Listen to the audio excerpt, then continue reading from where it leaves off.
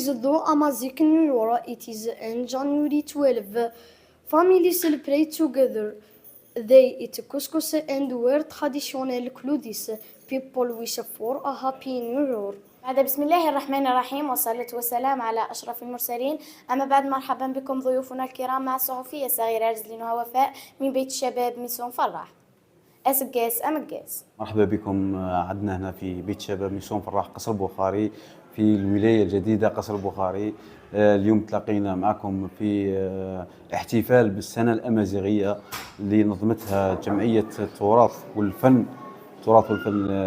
والطرب نسموه تحت قيادة السيد حريري. مشكور بهذا النشاط في هذا الاحتفال هنا في بيت شباب كأول احتفال سنة أمازيغية في بيت شباب. كان حضور جيد، كل إطارات مشاركة في هذا الحفل. أسقاس أمكاز، سنة طيبة للجميع الأمة العربية، والسلام عليكم ورحمة الله تعالى وبركاته. واليوم جات عيد كذلك تاع يناير، وتحت فرصة مليحة باش نتلاقى مع الناس، مع رجال المدينة وأعيان البلاد كذلك، ومعهم كان حوار جد ثري وجد كذلك مفرح بالنسبة لي شخصيا، خاطر كانت عندي فكرة أخرى.